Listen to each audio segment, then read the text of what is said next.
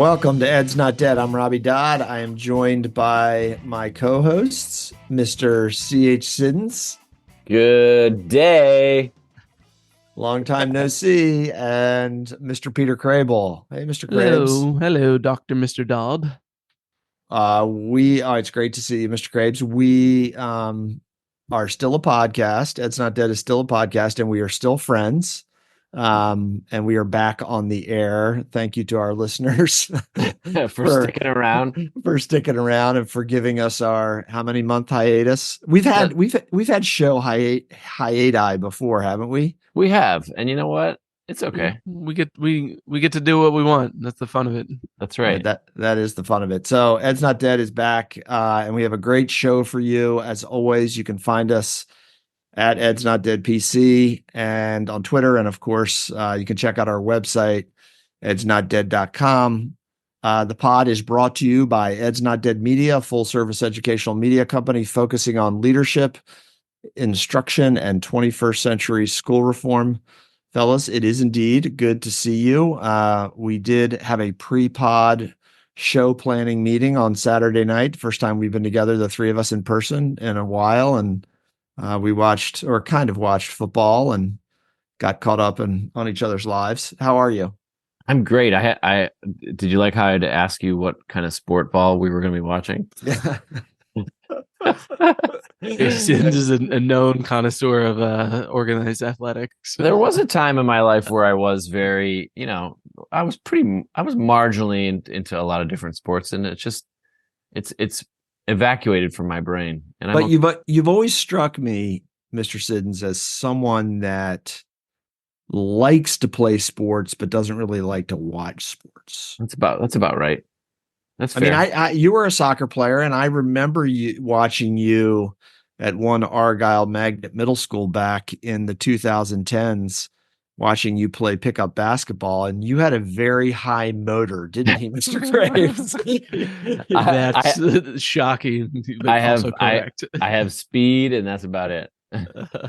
I do remember you dribbling around at you were a blur. You never stopped moving. I know. Little road runner. Yes, he was the road runner. And we have our student staff basketball game on Friday, and I'm going to be very, very exhausted and sore. Better keep those elbows down. Yeah, you better make sure you don't have a pounder and drop down on the court. You got to watch out once you get to middle age. There in age. Yeah. Last year, one of my students totally broke my ankles, and I fell on the ground. It was very embarrassing in front of the whole school. In front of 100 kids or so. Oh, that's pretty good. Yeah, it's pretty awesome. Hit you with a crossover? He did, and then I was I bought a new wig last year, so I've been wearing a wig while I play basketball. Okay, we need a video of that. And there were students and staff members who didn't know who I was when I was walking down the hallways. It would be disconcerting to see you with a full-on mop. It is, and it matches my beard pretty well. Oh, so, wow. Yeah. Harken back to those Argyle pickup basketball games. I do remember watching Mr. Crable too, who I think kind of thought he was Steph Curry the way he would jack up shots. He was good. I know, but he was he had full confidence in his jump shot, didn't you? Yeah. Look, if you don't shoot it, you're not going to make it. That's right. Said Wayne Gretzky. I mean, Peter Crable. That's right. I coined that one that you see on school walls everywhere nationwide. Yep. That was me. All right. So you've survived almost the first semester of the 23-24 school year. You're still assistant principaling, Mr. Siddons, and I am. Mr. Crable is still principaling, and you've had good school years, I trust. It's been great. I have third year fully back from the pandemic, right? Yeah. Year 3. It's pretty wild to think about where we've come in the last 3 years, and when you look back at some of the things that we had to deal with coming back from COVID, and I don't know, we need to have a retrospective at some point, because have we really recovered? I don't know. All right. So speaking of that, on the show today, which I usually share with our audience at the beginning of the show. We are going to do a year in education 2023 review. Mr. Siddons has so nicely stuffed the show notes with great 12 articles. 12 articles month by month. Are you going to put these up when we drop this episode so folks can have access to this compendium of great ed articles? Absolutely. Yeah, because it was interesting. Casey brought up the point of where we were like January of this year and just be like, dang, that was January, not even a year ago. So I think that would be helpful. Yeah, ChatGPT is landing kids in the principal's office survey finds. Okay, so there's lots of gems here. Thank you, Casey. And right now we're going to talk a little bit about school leadership, fellas. So I wanted to mention that three longtime principals, highly effective school leaders that I've known for many, many years, Dr. Mark Cohen, Miss Jennifer Webster, and Mr. Edward Owusu of Seneca Valley High School, Walter Johnson High School, and Clarksburg High School, respectively, are retiring mid-year. These are three 30-plus year public educators who, interestingly, when I was thinking back over their careers, they both served, all three of them served as middle school principals prior to being high school principals. And they came from different backgrounds as far as what they did before they were school administrators. But when you think of three high school principals leaving a school system in the middle of the year, that's a little jarring. I'm incredibly happy for these three people. I think they all made their own personal decisions about why and when to retire. And I don't think we're really going to get into that on the show because I'm not privy to that information. But I thought it raised a question about school leadership, because even on this show, we've been talking during the pandemic, the 3 years out of the pandemic, about the crisis in the teaching profession. And not patting myself on the back, but I did start to think about a year ago that maybe we were going to eventually have a crisis in school leadership. Do people want to become school leaders? Is the job as rewarding as it used to be? So I just wanted to get your perspectives on what you think of that. And first and foremost, I want to say to Mark, Jennifer, and Edward, thanks for all that you did for thousands of students over the years. You guys were awesome school leaders. We all know for a fact that Dr. Mark Cohen is a friend of the pod and has listened to us religiously since we started. So I just want to send them our best from Ed's Not Dead for their future endeavors, because I know all three of them are going to still have an impact on education. So what does it say, if anything, about where we are right now with school leadership? So I think, I'll put it out there. Just take what I have to say with a grain of salt, because I was not a principal pre-COVID.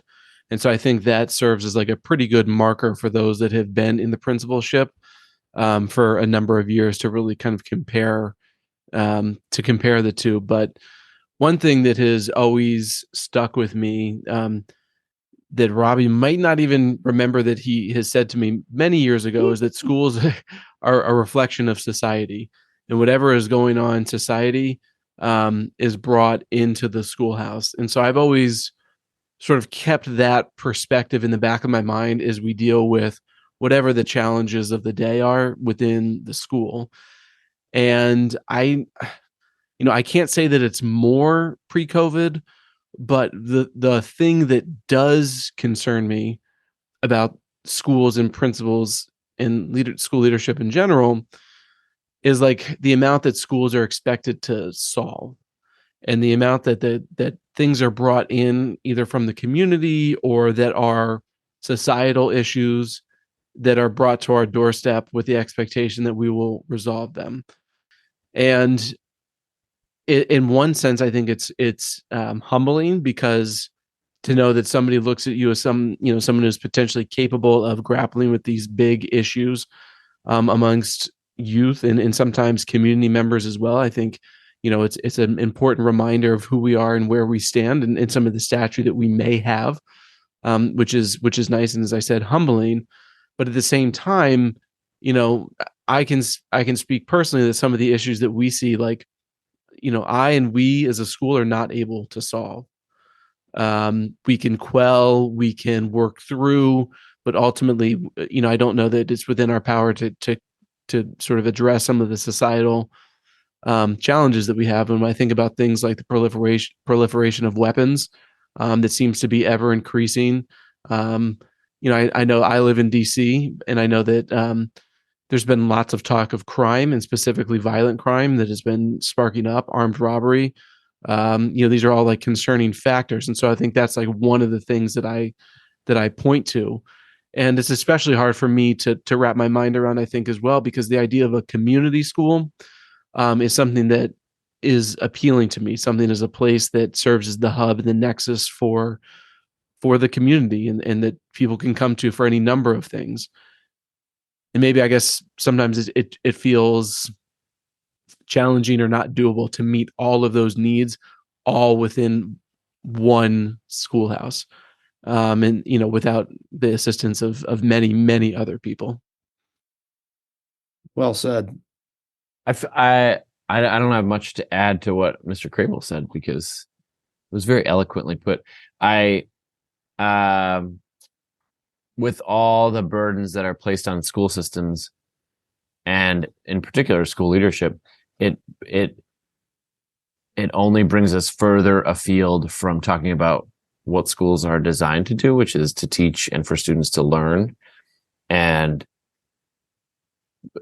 the issues that are placed upon schools and communities that schools are expected to solve, or at least some, kind of be a buffer or bumper in some ways, only creates more distance from assistant principals from actually doing the work of fostering a place that has effective teaching for all kids, and fosters a place where there's a love of learning. And I like, on a broad spectrum, when I talk to teachers, not in my school, not just in my school, but like across folks, when I talk online and on Twitter and all these other places, I feel like the love of teaching and the fun of teaching and fun of being in a school building has kind of it seems like it has diminished since COVID. And I think, as Casey, as you said, I sometimes feel like I hearken back to like the good old days, and I don't even know when those are, of like when schools were just responsible for teaching and learning, while also knowing that like that's not ever really the only thing that schools did. No, not, of course. But I think mostly selfishly be like, oh, wouldn't it be easier if, right? But knowing that schools also don't exist in a vacuum, so it's not like, regardless of what is going on in the community or kids, everybody's just going to come and be like, yeah, this thing happened, but I'm just going to come ready to learn tomorrow just because the great pedagogy happened in the schoolhouse. True. So that's one of the areas I think that I go back and forth of, like, a hearkening to something that never really existed in the first place, and that is just more reflection of it. Like, oh man, this is a hard, multifaceted job. Sure. Yeah. I think that is very well said. I connected to that is like this idea of, during COVID, we increasingly relied on technology because that is the way in which we connected with our students and our families, right? But now, 3 years past the initial epidemic, I feel like there's an over reliance on technology that I don't know if it's as healthy, or I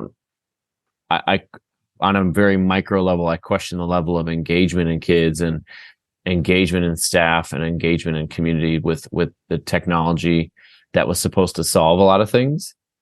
And I don't know that it's doing that. I think there's a lot of what's the phrase, Mr. Sins? High engagement, low learning. Yeah, high involvement, low learning. It's on my bulletin board behind my desk. There. Look at you. It is. Thank you, Mr. Siddons. I agree with both of you. I was wondering, and this is kind of I don't know, it's kind of an existential thought about school systems. One of you two mentioned school systems. I think it was you, Casey.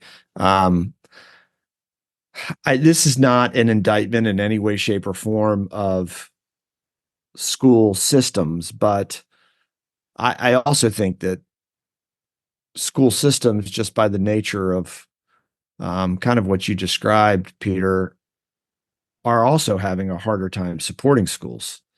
The nature of the work that systems do to support principals, guide principals, has become exponentially more difficult. It seems to me, in my career, that if you two are really busy during the day with things that distract you from that mission, Casey, of teaching and learning, imagine what central office officials who are responsible for supporting principals, how distracted they are from that mission, which is really, I mean, I've always said that those that supervise principals, that's the most important thing they do, is to make principals better, make school leaders better.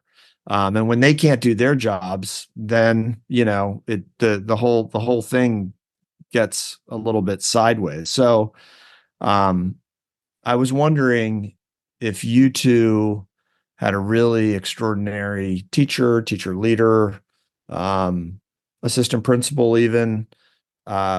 Would you encourage them to go into school leadership at this point in time, or to be ultimately a principal? Yeah, for sure. And I as I was kind of talking, I was like, like doom and gloomy. So I was going to say something about some of the the more positive in rewarding aspects, because I do think that if you are a competent, capable, caring individual, there is a place for you in any school and in any school system, and that is that's needed across the board. And individuals make differences in the lives of kids every single day. I don't always know that we do the best job of preparing people of the transition from the classroom and how that's different to becoming an assistant principal, as that's usually the track. But there is also the on the job training aspect of it as well.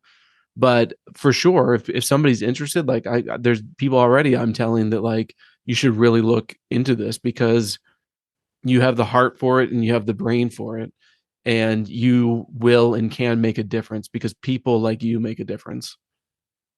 Yep. I agree. I think I was thinking of people just. I'm working with a teacher leader right now with our world languages department, and she's just getting her feet wet into being a leader of teachers.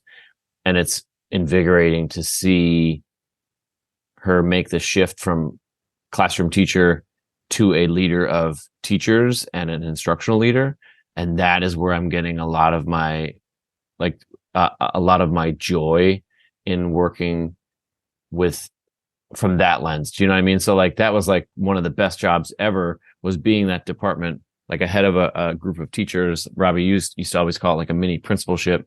And I feel like it is you're really in the weeds of instruction and pedagogy. And I love that, working with that teacher, and it's invigorating in a lot of ways. And it's, now that you bring that up, the thing that gets me the most jazzed at work is when other people have is when other people have ideas of something that they want to do, and then they make the plan and put it and make it happen. Yeah. And then you're just like, yeah, tell me about it. And you just listen, and you're just like, that's amazing. Yeah, let me, ask a question here, a question there. And those are the people, and that's the things that make a difference. Not, I have all these ideas, and when people do my ideas, it's so great. Right. It's it's much more rewarding when people do and identify problems and come up with solutions and invitations themselves. That's a great point, because I'm working with another leader of our special education department, and we were like, she was sharing me some things that she's working on to like reinvigorate planning for a specific department or sub department.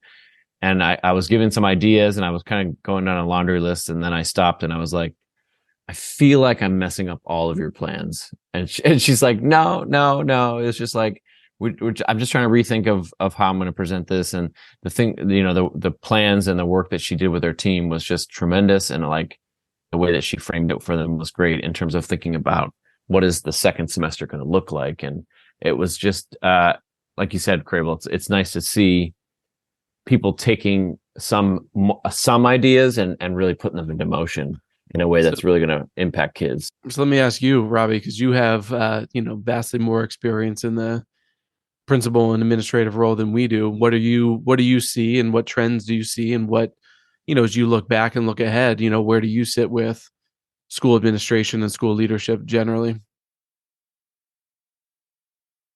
Oh, I knew you were going to turn the question onto me. I didn't even have a chance to think of it. I'm not that fast on my feet. I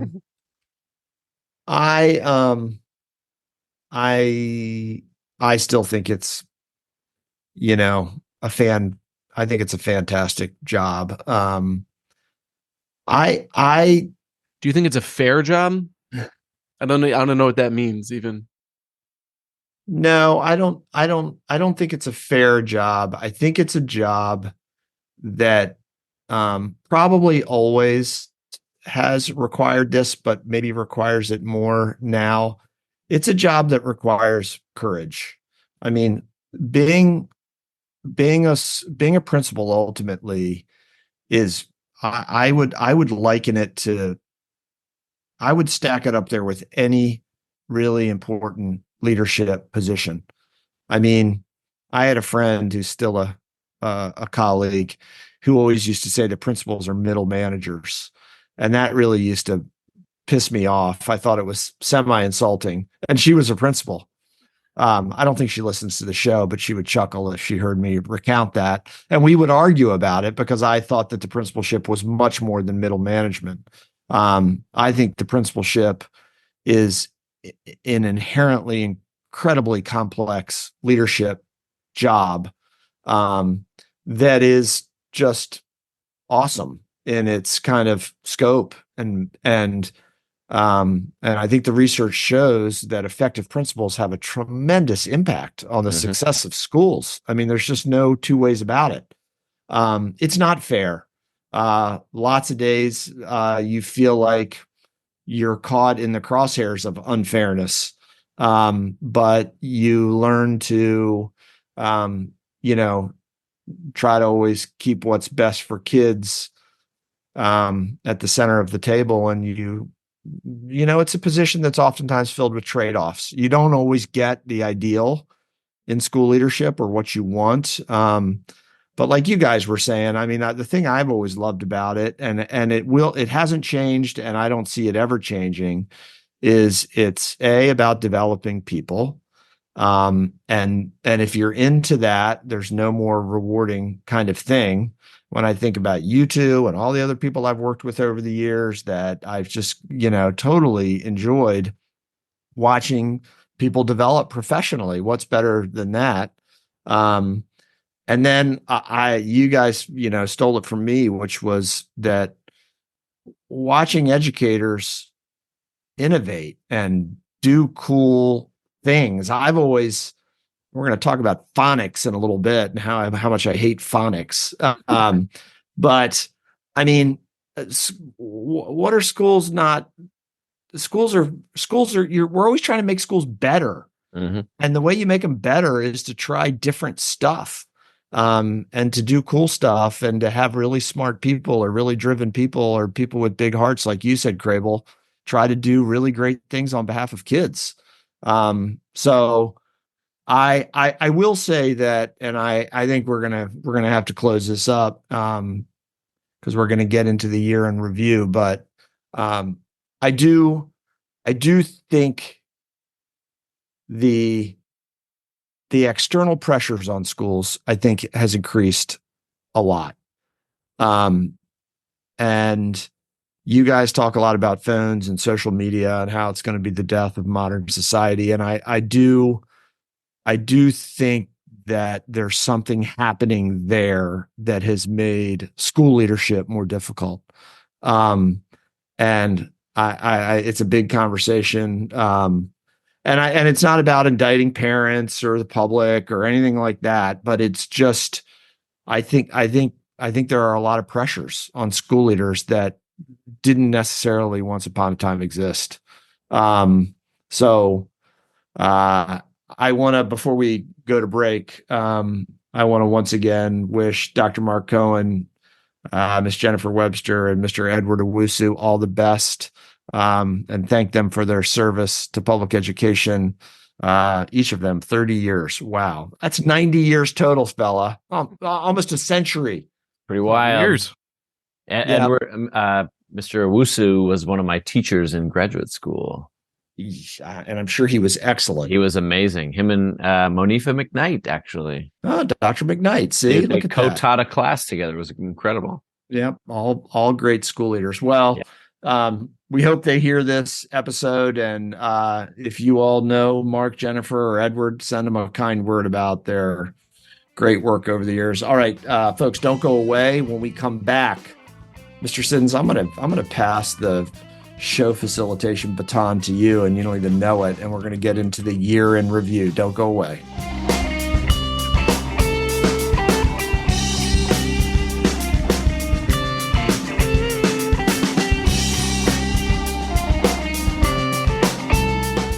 Welcome back to Ed's Not Dead. We are still here. Ed's Not Dead is brought to you by Ed's Not Dead Media, a full-service educational media company focusing on leadership, instruction, and 21st century school reform.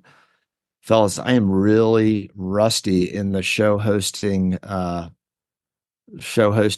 skills. That's why in this next segment I was like, when I looked at these 12 articles, I already struggle enough when we do one article and I have to summarize. So I decided that I was going to make Mr. Siddons assist in show hosting. I was equally as daunted when you threw that bomb out and decided to throw the hosting duties over to me because you do such a good job. All right. Thank you. So I'm just going to arbitrarily January through December of 23. I can't believe it's about to be 24. Mr. Siddons, you have everything in here from seizing on parents' frustration, GOP governors push for education savings accounts, to ChatGPT, to sales skyrocket for phone pouch company as in-school bans spread. All right. So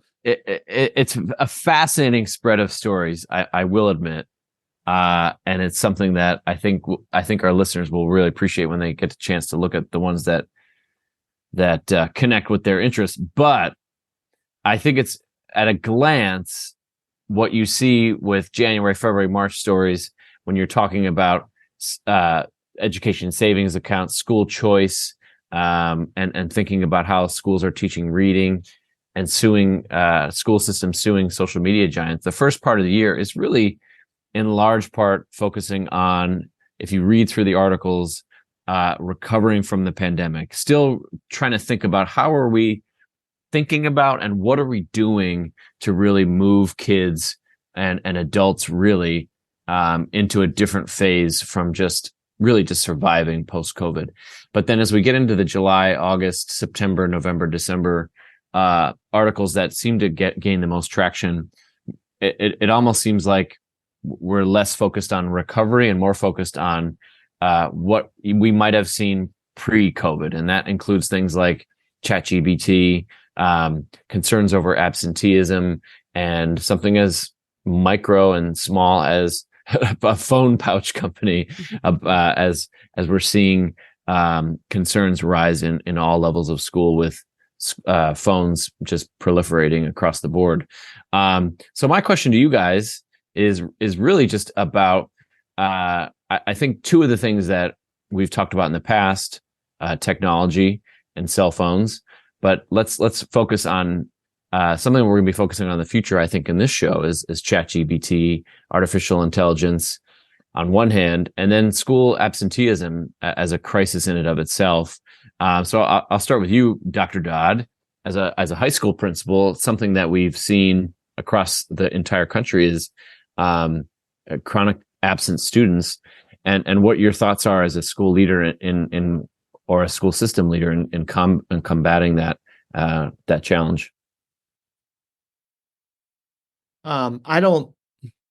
We were talking about this during the break.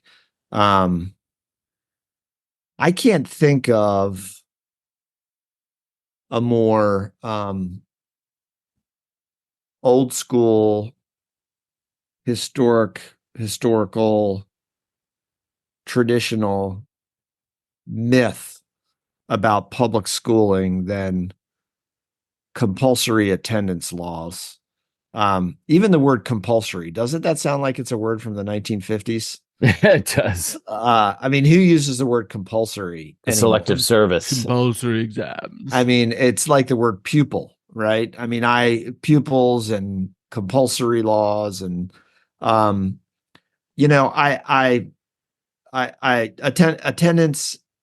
and then attendance for some kids is a longstanding issue. I mean, you look at like early warning indicators systems that school systems use, or research has been done on attendance all the way through secondary education, impacts how kids do, impacts their graduation from high school, whether they're going to graduate from high school. I think we've continued to put, frankly, Band-Aids on attendance. Mr. Crable and I, we were talking before the show started about one such attendance approach that I won't name, but is kind of a interagency approach to attendance, getting others involved in school attendance aside from just school staff. And I think there's been a lot of those things that have probably had some level of mixed success, but I think it's time to not look at attendance as a driver of what we do. We have to start looking at how schooling works for kids, and attendance as kind of an outcome. I don't think what we're doing in schools is necessarily attracting kids and engaging kids in learning and wanting to come to school, in really having a sense of kind of, agency over what they do as students. So I think to create better attendance, I think attendance needs to go away, and we need to think of new ways of educating students in schools. We need new models. We need to blow it up. Can I shift real? I'm going to throw some numbers at you guys, and specifically, I'm looking at Peter. But like, if you look at New York City, nation's largest district, chronic absenteeism, which is missing more than 10% of your school days, hit 40%. Oakland, California, said 61% of their students were chronically absent. Providence, Rhode Island, the state where our Secretary of Education is from, I believe, said fully half of their students missed 10%. In our own district in Montgomery County, about 27% of students were chronically absent last year. So, two questions. One is thinking about the validity of or the reliability of actually monitoring school attendance. How does attending school for a certain amount of days actually equal a certain amount of learning? And really, how much should we be concerned about the rising absenteeism? I tend to put stock in the data. The data is what the data is, and I wouldn't argue that kids are coming to school less. And to Robbie's point, I think to me the bigger concern is us as educators having a product that kids may be uninterested in, and that is the most concerning thing. And I think there's the attendance and the absenteeism is a byproduct of what potentially we're offering. I think this is not just K to 12, but if you look at higher education as well, we're at the lowest fall enrollment since 2006. And I saw some recent survey data that talked about, for the first time, I don't know about ever, but in many, many years, those that had a favorable impression of college and the need for a college diploma was less than 50%. So these are all worrying trends about what we're doing and what we're selling them, the public at large, that is. And so I think, I think about two things. So one, Robbie talks about, looking at different models that maybe are not just the 7-period day with, fulfilling specific prerequisites. And if you look at Germany, they offer a model that is quite different. And Casey and I both went to Germany about a decade ago, sponsored by the Goethe Institute. Shout out, send us on another free trip. Anyway, all this paid is great. No, but their system, they identify students much earlier instead of in compulsory education does not go till 18, and it's not a one size fits all. Like every kid needs to go till 18 and graduate college and then have something and then decide what they want to do. Kids are hooked up with internships and other opportunities much prior to that. Now it's not a perfect system by any means. There's certain racial disparities that happen as part and parcel with that as kids are tracked at a very young age. And in this country, obviously we're like so far away from anything like that, that it's not like an overnight solution. But I do think looking at other models such as that is worth considering. And then I think the other thing I kind of wanted to bring up is, and I had this discussion with a colleague years ago, and what we ended up calling it was like camp school, where you don't have to take the 7 classes that you have to take. You do up until a certain point, but at some point you can say, you know what, I don't need algebra 2. That's not a track that I'm going down. And if later on in my life, or if I go into college and I want to do that, then I'll go ahead and enroll in that. And, same thing for any number of subjects. I'm not going to be a writer. I'm not going to do literature. Like, do I really need to take 11th grade modern literature studying the poets of the late 1990s in Great Britain? Maybe not. And I know that kind of craps all over the idea of liberal arts education, but while we're just kind of thinking outside the box here and of ways that maybe we're not doing, selling the public what they want or kids what they want, those are just some of the kind of ideas that come to mind for me. All right. So hold on real quick, yeah. Mr. Siddons. Just a quick segue. So, little quiz, because I know you've got a good one coming for us, CH, in a little bit. I do. Do you have this question in your quiz? Mr. Crable, what is a Carnegie unit? Oh, you want me to answer? Quickly? Yeah. Okay, you go. It's like it's your GPA. No, it's your credit. How many credits you get for a course? It's how many pieces of steel you own. You got it, Mr. Siddons, on your second try. Good job. Okay. But did you Wait, what did he say? I wasn't listening. What is it? Say your second answer. It's how many credits you accrue for a class. Okay, got it. All right. It's a measure of the amount of time a student has studied a subject. For example, a total of 120 hours in one subject, meaning meeting 4 or 5 times a week for 40 to 60 minutes for 36 to 40 weeks each year, earns the student 1 unit of high school credit. Do you want to take a guess when Carnegie units were first widely adopted across the United States to basically structure high school graduation? 1922. Oh, I was going to say 24. 1906. Oh, Teddy Roosevelt. That is a pretty old system. So honestly, the high school accreditation for graduation is still based on the accumulation of Carnegie units. How much time your butt's in that seat. Correct. And I mean, that just shows you how just kind of inherently resistant to change public education is. And even thinking about changing that dynamic, you're even getting into the things of why do we have 180 days for so many school districts? Like, what is the point of being in school for 180 days versus 200 or versus 170? And when you compare countries across the world, I mean, United States is in school some of in terms of modern countries, or I shouldn't say modern countries, but developed countries, we are in school fewer days than on average, a lot of other school systems in the country, in the entire world. Is this going to take us to a year-round school conversation, Mr. No, Simmons? I'm not going to go there. That's been a topic since 2016. It has since first season of Ed's Not Dead. But I do think it provides a good segue into AI and the role of AI, because I think what I struggle with is, for me now, having done the entire school system, it's like I have a knowledge base so that I feel equipped to use AI as like a time saver. It can write something and I can be like, true, not true, true, not true, change this, change this, change this, because I know what like a good end product is maybe that I'm going for to try and generate.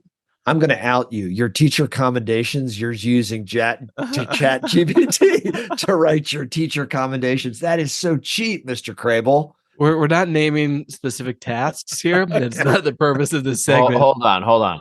One of the primary challenges with implementing AI in schools is ensuring equitable access and overcoming resource disparities among educational institutions.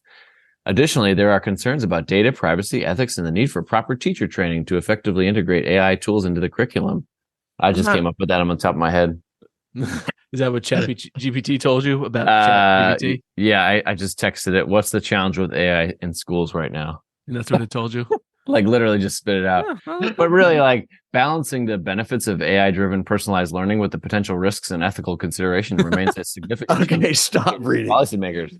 I mean, that's just off the top of the noggin, really. Mr. Crable, what were you going to say? So what I struggle with is somebody like who didn't grow up with this at your fingertips is, how much do you need to know before you can start using AI effectively?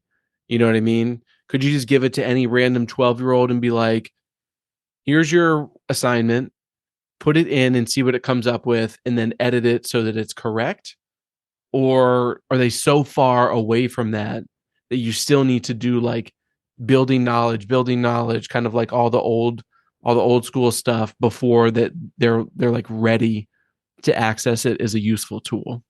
It's fascinating because I was literally having a discussion yesterday with a colleague, and a teacher tool was brought up that implements AI in a lot of different ways to create emails to parents about behavior issues, emails to colleagues about concerns you have over student behavior.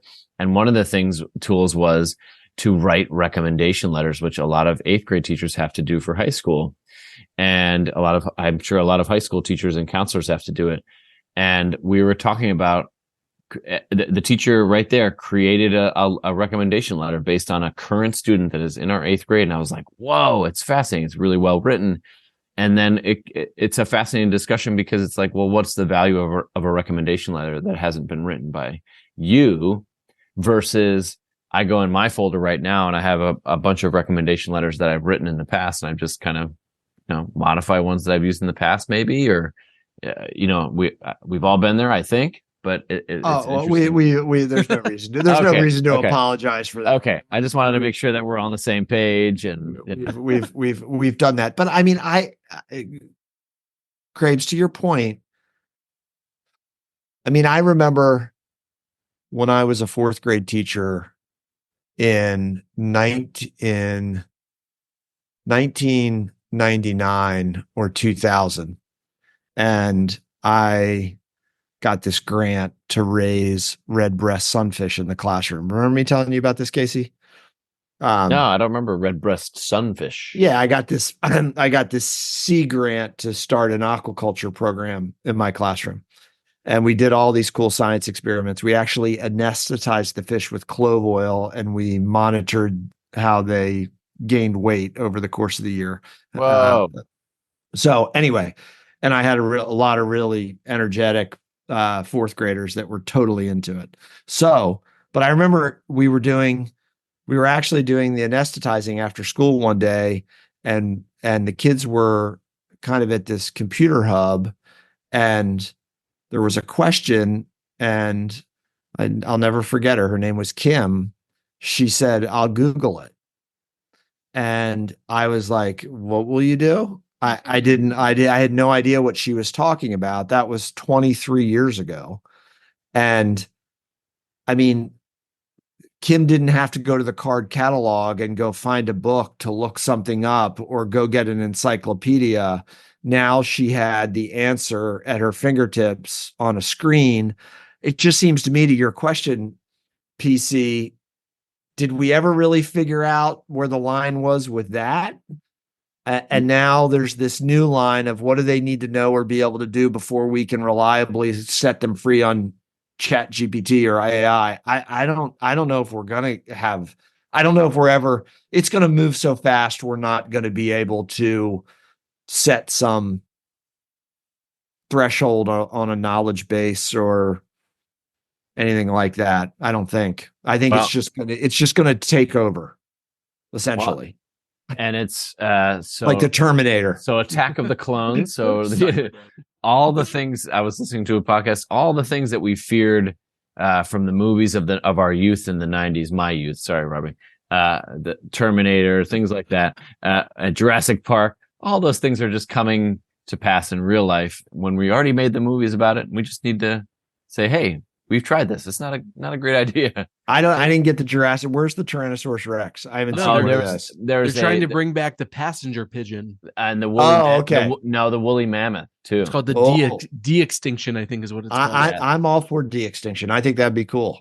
Let's bring him back. Passenger pigeon, I would pass on, but a Triceratops, I would be all for. I think that would be cool. That's where you draw the line. Oh, the only Triceratops and above. With the proliferation of AI and ChatGPT, you're going to be able to answer the questions that are coming your way with our quiz coming up here. So, who wants to be first? Because I have separate quizzes for you both, based on some. Since it's the end of the year, I have some special quizzes for you both. You ready? Mr. Sittons, really quick. Yes. In a future episode, one of these really cool articles you loaded in the compendium was the 74. That's the title. I don't think we've ever used this blog, but we are going to get really into the culture wars around reading instruction, because we're going to respond to Sold a Story, right? The very popular podcast. Yes, absolutely. We're going to get some guests on to talk about reading and talk about reading not only at the elementary level where it's obviously most pronounced, but I think we need to also talk about reading in the secondary schools as well. All right. So stay tuned, folks. All right. Quiz time. All right, who wants to go first? I'll go first. All right. Well, Mr. Crable, aka Mr. Krabs, your quiz is about blue crabs. Oh, that's good. Oh, that's ready? I would have killed this. All right. You have each have 3 questions. They're blue. Okay. Question 1. What color are they? No. The scientific name for blue crabs is, I'm going to butcher this, and I know that Robbie could probably say it. I'm going to watch his face. Calanectis sapdius, which means what? A, beautiful, savory swimmer. B, beautiful blue swimmer. Or C, beautiful, delicious swimmer. I'm going to go with a beautiful blue swimmer. Incorrect. It's beautiful, savory swimmer. Savory. Sorry. That's a lie, but anyway, yeah. All right. Actually, there's a Latin term that means savory. Is that did you read the Latin name? Was that the Latin name? Yes. Okay, that's interesting. Well, just look it up on ChatGPT later. Okay. Number 2, how often do female blue crabs mate? Is it A, once, B, twice, or C, 3 times a lady? In their lifetime? How that's a good question. I don't know. It's a little hard to answer the question when it's not very specific. But we don't even really know how long. Not that I would know. No, nor would it help me with the answer. So I'm going to go with 3 times. Incorrect. It's once. That was my next guess.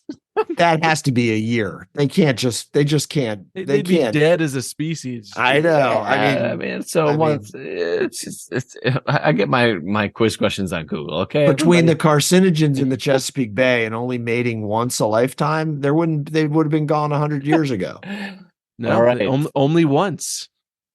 I just looked it up. Yeah, in their lifespan. Yeah, once females reach sexual maturity, they mate with a male only once. Well, that's their fault for being almost extinct. And when we get to our take backs and apology segments, I will hope that you will apologize and take back your comments and your thoughts, your personal thoughts towards my quiz questions. All right, number 3? Is he 0 for 2? He's over 2. Number 3, how many eggs do they release per brood? And I don't even know really what a brood is, but all right, is it A, 1 million? B, 2 million, or C, 3 million? I'm going to go with... They're hard questions. 1 million. 1 million's correct. It's on the board. Per brood.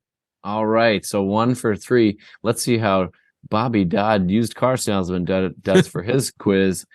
All right, Dr. Dodd, what we want... we know all about you, Dr. Dodd. Okay? But what I would like to know is, what do you know about Bobby Dodd?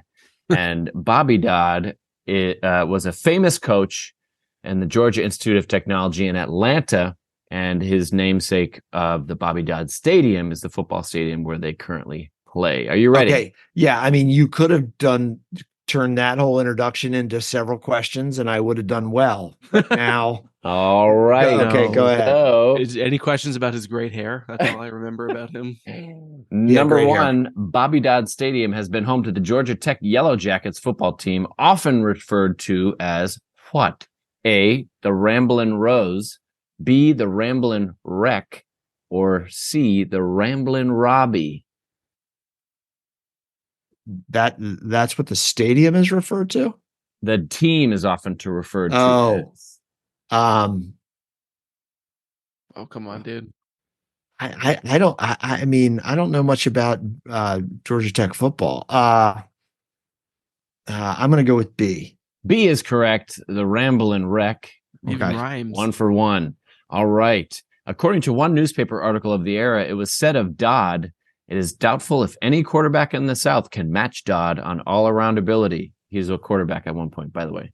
He is a fine passer, a punter of ability, and the greatest field general to ever grace Southern turf since the days of the one and only whom? A, Hooley Pubert, B, Fooley Hubert, or C, Pooley Hubert? Okay. that. What about D, Norm Van Brocklin? Yeah, I mean, that's a ridiculous question. Go to Pooley Hubert. There is a real name in there. Okay, read them one more time, the three of them. All right. A, Hooley Pubert, B, Fooley Hubert, or C, Pooley Hubert?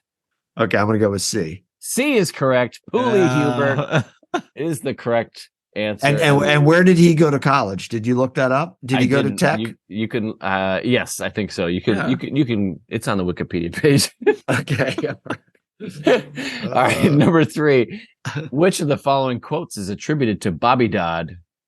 A, either love your players or get out of coaching. B, it's not the will to win that matters. Everyone has that. It's the will to prepare to win that matters. Or C, it is not the recruit's fault for not making the squad. It was the coach's fault for misjudging their talents. Oh, that's cold sauce. I thought that C was going to end positively for the player, but it's the player was bad. Pretty much the player's fault at all. I thought it was like, I taught it, you didn't learn it. It's your I'm gonna take a risk and I mean Bobby Dodd is revered, but I think maybe he was a jerk sometimes. So I'm gonna go with C. C is correct, and so were A and B. But all of the above? All the above. Man, I would have gotten that one right. C is one of his interesting quotes because he would not allow any of his football players to be dismissed from Tech just because they were not the best players. So he actually was defending his players from getting kicked off the team. So anyway, 3 for 3, Dr. Dodd. Impressive.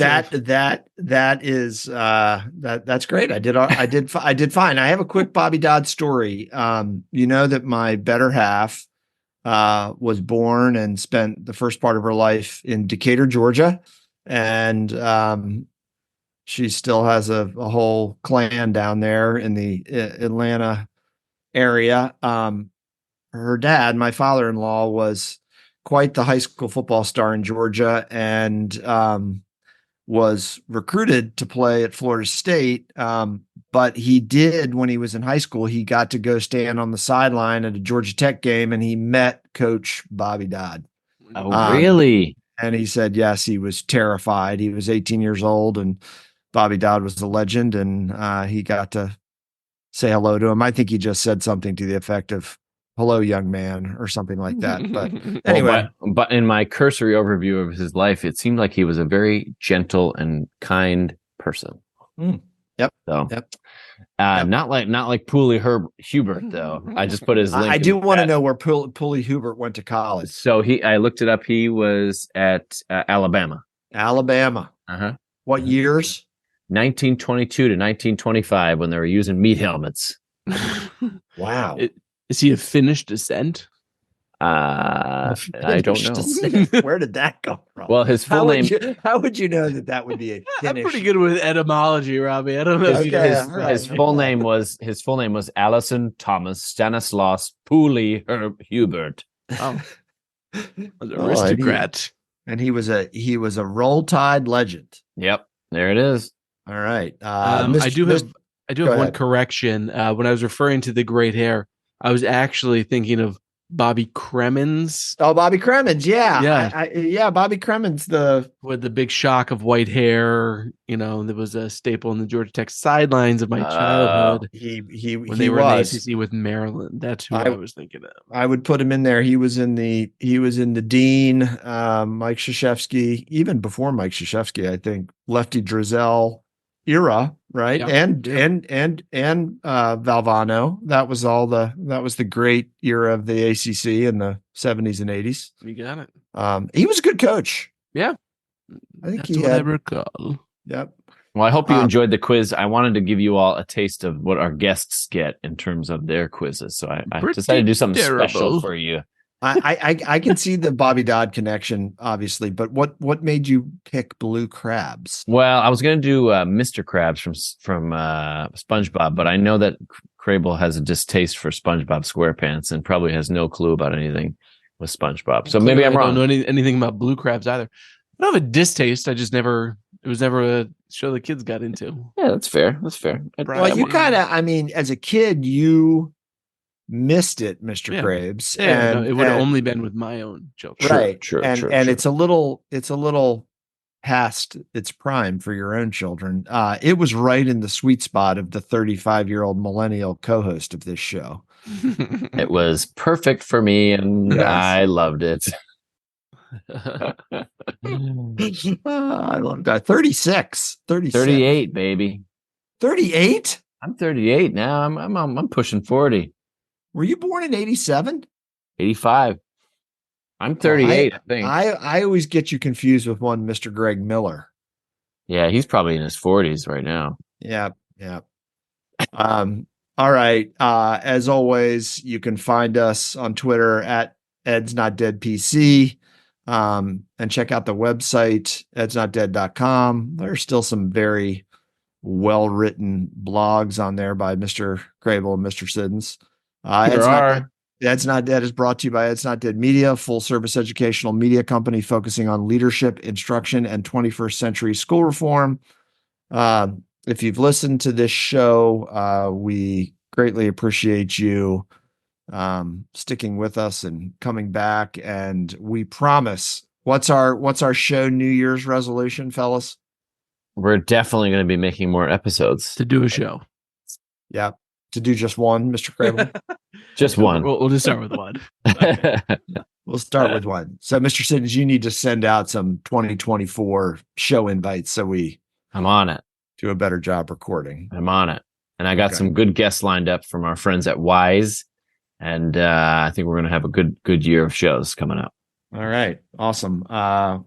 Congratulations again to Mark Cohen, Jennifer Webster.